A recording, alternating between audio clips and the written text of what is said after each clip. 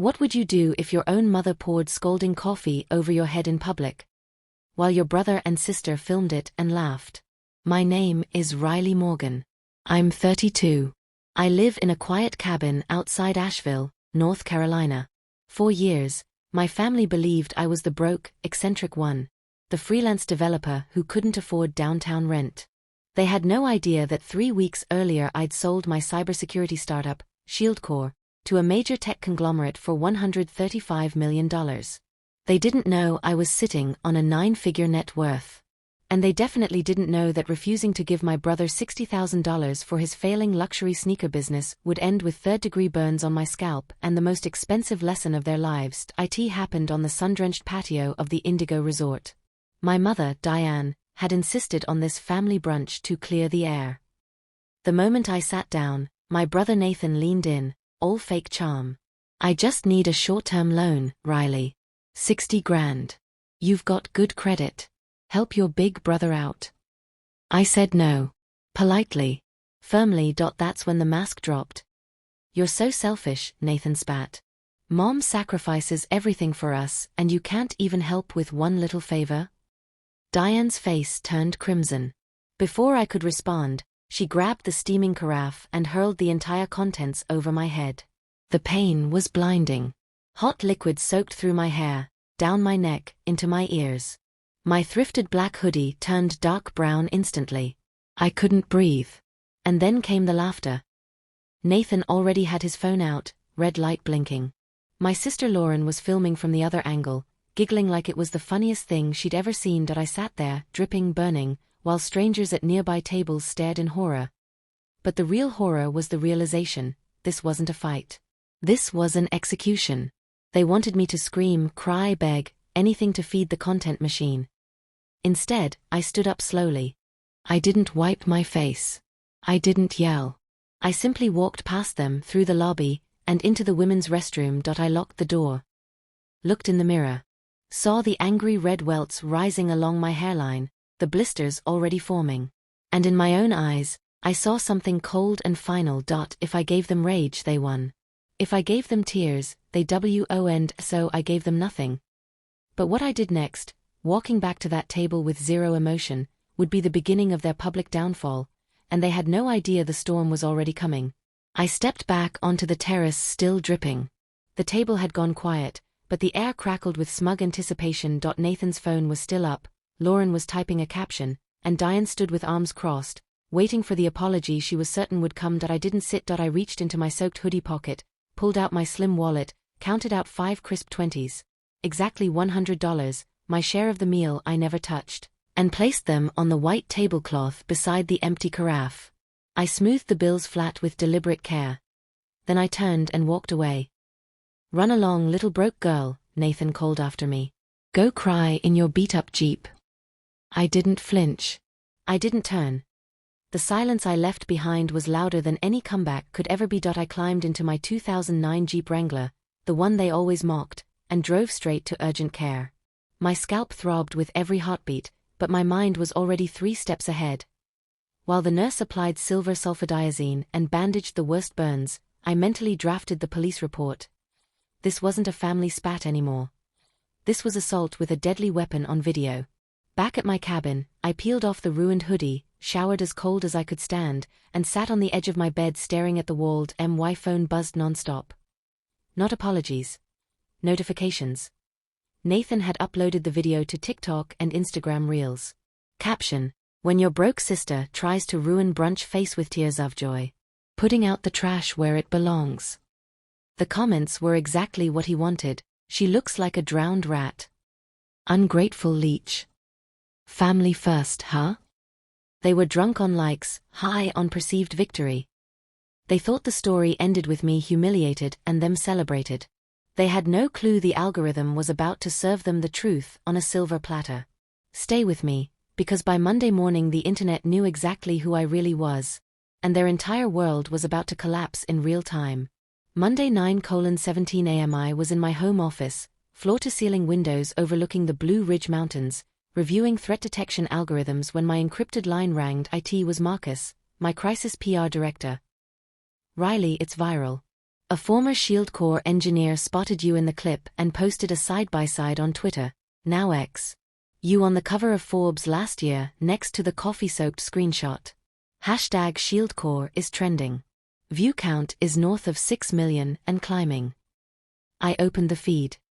The top post read, "This family just assaulted one of the most powerful women in cybersecurity because she wouldn't give them $60,000. They have no idea she's worth 9 figures after selling Shield Corps." Comments were a tidal wave. "That's Diane Whitaker. She's on the city cultural board. Disgusting." "Nathan Whitaker runs that sneaker boutique downtown. Bro is flexing fake watches while bullying a self-made billionaire."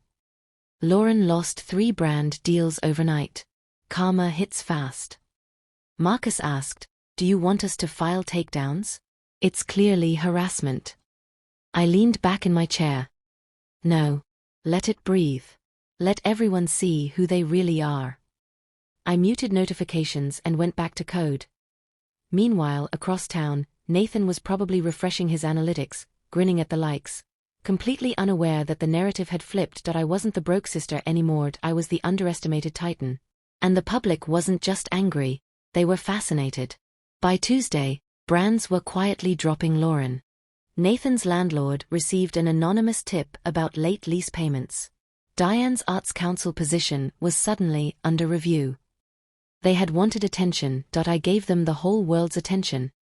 And it was only getting started. Next, the moment Nathan stood on his showroom floor and heard my voice come through the conference speakers, telling him his employment was terminated. Effective immediately. Tuesday, 2:40 p.m. Nathan was adjusting a display of limited edition sneakers when his manager tapped him on the shoulder. "Corporate wants you. Zoom. Now." He probably thought it was a warning about his social media. Maybe even praise for going viral. He walked into the small office, sat down, and saw 4 faces, the regional VP, HR director, legal counsel, and one blacked-out tile labeled ownership. The VP spoke first. "Mr. Whitaker, we've received over 9,000 complaints regarding a video you posted. Assault. Harassment. Conduct damaging to brand reputation." Nathan laughed nervously. "It's a private family thing. Just a joke." "There's nothing funny about pouring boiling coffee on someone," HR cut in. "And nothing private about 8 million views." Nathan's smirk faded. Then I unmuted my mic, camera off. Voice calm, amplified through the speakers. "Your sister is the majority shareholder of the parent company that owns this franchise, Nathan. And she has a zero-tolerance policy for bullies." Silence. Absolute, suffocating silence. "Pack your personal items," I continued. "Leave the display sneakers. You can't afford them." I ended the call. Security escorted him out while customers filmed. Point 1 down. Lauren's influencer career imploded next. Sponsors fled. Her management dropped her. Diane's socialite life evaporated. Country club whispers turned to open avoidance. They thought they'd humiliated me. Instead, they'd handed me the perfect weapon, their own footage. But they weren't done. When narcissists lose control, they don't reflect, they attack harder. And that Thursday, they showed up at my gate, screaming for compensation. Thursday evening, I watched them on the security feed from my kitchen island.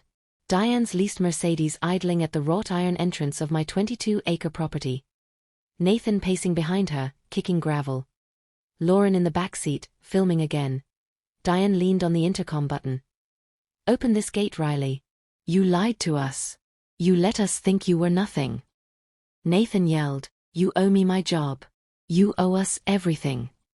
I pressed the talk button. "You are currently trespassing on private property." Diane shrieked, "I'm your mother." "No. I correcta avanli." "You're the woman who poured coffee on me in front of witnesses. And right now, the sheriff's deputy pulling up behind you is here to enforce the temporary restraining order I filed Monday morning." Blue lights flashed across the monitor. Nathan froze. Diane's face crumpled from fury to panic. I cut the feed. The silence that followed was perfect, triple pane glass, high-end insulation, and the sound of consequences finally arriving. They left before the deputy could cuff them. But the damage was permanent. 2 weeks later, the fallout was complete. And then came the phone call I never expected, from my grandmother's attorney. 2 weeks later. The burns on my scalp were healing into faint pink scars, badges, not wounds. I sat on the deck, morning fog rolling through the pines, when my phone rang. Not a crisis line. My grandmother Rose's estate attorney. Ms. Morgan, Rose has rewritten her will, trust, and property holdings. Everything, the lake house, the investment accounts, the land, is transferring to you. I exhaled. I don't need it, sir. I have enough. That's precisely what she said you'd say, he replied. She told me, give it to Riley. She's the only one who never needed it. That's why she's the only one who deserves it. I thanked him, ended the call, and looked out at the mountains. No triumph. No gloating. Just light. The weight of their expectations, their cruelty, their endless noise, it was gone. I opened the family group chat one last time. Pressed delete group. Then I whistled for my German Shepherd, climbed into the Jeep, and drove toward the horizon. The rearview mirror was empty. The road ahead was mine. But before we close this chapter, let me ask you something. Have you ever stayed silent when you wanted to scream? Ever walked away when every instinct told you to fight? That choice, silence over chaos, is the most powerful weapon most people never use. Why family thrived on reaction. They fed on drama, likes, validation. When I refused to give them any, I starved the monster. The internet didn't destroy them. Their own choices did. They filmed their own downfall. They laughed at their own destruction. And when the truth finally surfaced, there was no hiding. Today I live simply. Cabin. Jeep. Dog. Code. I don't need to prove anything to anyone. I don't need applause. I just need peace. And peace is expensive, but only if you're willing to pay the price of walking away from people who only love the version of you they can control. If this story hits you in the chest, drop a comment. Where are you listening from, and what time is it where you are? I read everyone. This isn't a revenge story. It's a freedom story. One final thought before we end. The last time I checked, Nathan was working at a cell phone kiosk in the mall. Lauren deleted all her socials and moved back in with a friend. Diane sold most of her designer clothes on consignment and quietly left the Arts Council. They still talk about the day Riley betrayed the family. But betrayal isn't hiding success. Betrayal is burning someone who said no. I don't hate them. I don't wish them harm. I simply don't let them rent space in my head anymore. If you're carrying people who punish you for growing, who punish you for saying no, who punish you for being free, let this be your permission slip. Walk away. Stay silent. Let the truth do the talking. Because sometimes the loudest thing you'll ever say is nothing at all. Thanks for listening. I'll see you in the next one.